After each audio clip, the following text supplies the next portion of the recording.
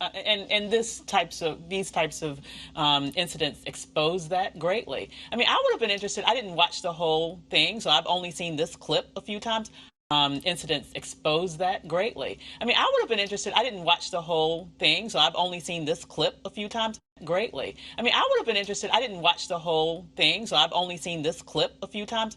Greatly. I mean, I would have been interested. I didn't watch the whole thing, so I've only seen this clip a few times. I would be interested. Did she ever answer that question? Because even where she was going with that partial answer didn't make sense. Real quick, I'm probably gonna chop it up with the fellas later on during the week about the situation, the summit that happened at iHeart and whatnot. I watched like half of it. I didn't listen to the questions of the audience, whatever. But I want you to pay attention to something. I said this as soon as I saw it. I said, look out for all the black media, so-called black media outlets that focus on T.I. acting like a little bitch, going back and forth with Candace Owens, right? Look at the blogs and the black, so-called black media, many of which are not ADOS owned. They're a bunch of, other diaspora, white folks, Vlad TV, the Shade Room, all these different websites. Look at who focused on that spat because they wanted the clicks, they wanted the likes, they wanted the views. Compare that to the people who shared Killer Mike's response and rebuttal to the whole situation. Because the people who shared the Killer Mike thing, even though I disagree with some of the stuff he said, those were black media outlets who cared about solutions and diversity of opinions and whatnot. But the people who focused on T.I.'s bitch ass, loud over talking people not making any sense, it's because they don't want solutions. They don't want black progress. That's just like, it's clear. I noticed it one by one. Now, I don't expect Vlad TV to not get the clicks and the likes. I don't expect, Shade Room and all these other, Complex, all these other different outlets. I expect them to be ratchet if that's what they do. But then Roland Martin, he fell for the bait and he chose to deconstruct or talk about, should we let crazy conservatives or crazy Republicans speak? What do you mean we? This wasn't your event. This was a whole different event. The premise of the event was to have a diversity of opinion from different worldviews. Why do you think that you can dictate what black Republicans can and can't come to the conversation that it ain't even your conversation?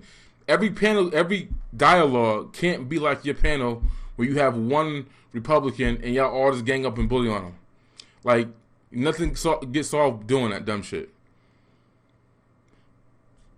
But it's just amazing how, like clockwork, you saw, oh, this person covered it, that person covered it. People who want solutions, people who recognize that if black folks are going to succeed and come out of whatever we're in, you're going to have to take ideas from everybody, and whoever's good at what they do is supposed to lead that area, and you come together and you build off that.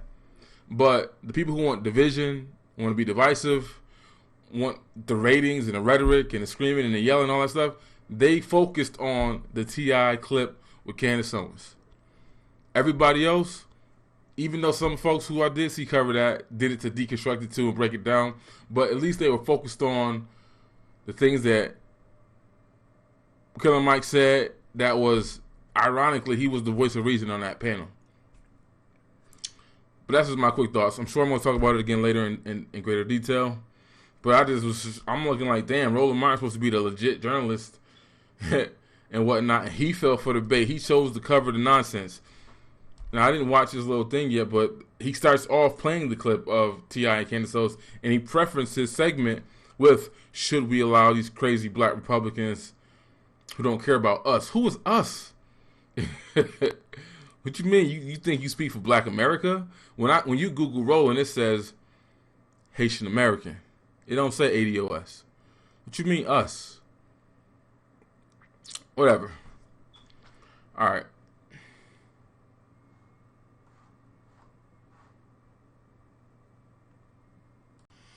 Yeah, that's just some of the publications that chose to focus on the ratchetness, whatever. But like I said before, those who chose to focus on the T.I. being a little bitch in Candace's face versus the Killer Mike rebuttal, again, that's just, to me, it's set in stone who wants to see black progress and who doesn't, who wants to just deal with the fuckery or whatnot. But I was gonna say also that like Candace Owens, I believe she has the right to speak. What I mean by that is I'm looking at other people's commentaries on it and like they're complaining about who was on the panel and what it was, and I'm like, I didn't take it for more than what it was. People without platforms and without the ability to get something like that, pontificate on what it should have been and what, like, no, it was what it was. This is Diddy, a hip hop mogul, and this is what I expect a hip hop mogul to put a panel together to have on his show or Revolt, whoever really owned it. I don't know if he the face for it or whatever, but he the face of it. But I wasn't expecting some deep, thought-provoking, intellectual debates on something that Diddy put together. So it is what it is. Every debate don't gotta be a bunch of bourgeoisie, ivory tower, elite ass Negroes. We don't need to see that all the time. It's okay to see something from this angle because it gives you different perspectives or whatever.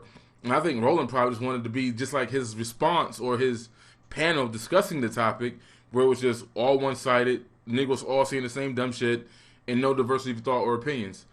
He's bragging about what he would do and who he has on. But even when you covered the topic, you ain't have one dissenting opinion about what's said in that situation. And you, the journalist, only focused on the T.I. Candace Owens thing, and you made a whole argument about her for the bag and this and that. Everybody on that panel has their own agenda and something going on. Every single one of them. Candace ain't the only one. And it doesn't benefit her to go into that space and have that conversation. So, like, that doesn't make any sense. Then he made it about himself saying, well, if I was talking bad about black folks, I'd be worth $40 million. Like, why are you making it about you now?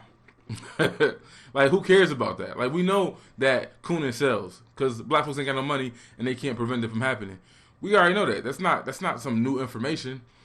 But I believe Candace has the right to speak on there. I don't necessarily agree with everything she be saying. I don't trust her as no conservative voice, even though she did say right there in the panel, I'm not a Republican. She said I'm a Trump supporter. There's a difference between that, right? But I think she has the right to speak. I think we should have diversity of opinion in the panels like that, instead of having just echo chambers all day. And you can learn from each other. And that's what I'm saying. You take bits and pieces from everybody, you put it together, and boom, you got your solution. All the people that Killer Mike mentioned, they're all different ideologies and worldviews, but they all believed in black first, and they all believed in black progress. Yet, they found different ways of coming to that conclusion. But yeah, I just looking at some of the different people's responses and how everybody want to dictate what that should be. I'm like, no, it's Revolt, it's Diddy. I expected what it was to be that, nothing more. I wasn't expecting something like when freaking Michael Eric Dyson going against Travis Smiley or something like that. I wasn't expecting that, right? I was expecting what I got. And I'm saying people just don't want to hear it. Like, the funny thing too is like Candace, there's people who like O'Shea got into her ass too, and I'm like, you can't say that there aren't any great times in history when Killer Mike said that. You didn't even respond to that. O'Shea didn't do it in his video. There historically have been. Like, and I know what Candace is about to say because I said it on Brian Anthony Logan's page before, and I knew what she's about to say. But she just didn't come with the statistics, probably because T.I. was cutting her off and being a little bitch. But I knew exactly what she was going to say because I said it before on Brian Anthony Logan's page, and I said he should make a shirt with that logo on it, and she was going to steal what he said. Well, what I said on his page. I know for a fact she was going to do that shit. But I was just going to break down all statistics of black situations before the welfare state. Black education, black unemployment, black marriage rates, black in-home wetlocks. All those statistics were better prior to 1960 than they are now. Right? Black men had a higher marriage rate than white men. Black men had a lower unemployment rate than white men. Like, there's the data right there. That's what I was hoping she could have came out her mouth and said. I was even hoping Killer Mike said that. But he didn't. This idea that there was never a point in time when black people had their shit together. We always talk about Black Wall Street, Roseville, all these different places, but now we don't know. We couldn't sit with white folks, right? We couldn't get to their lunch counters, right? We weren't integrated. Cool, but we had our shit together. There was still a hierarchy and a class, poor, middle class, and wealthy. That has existed. That will always exist in the capitalist society.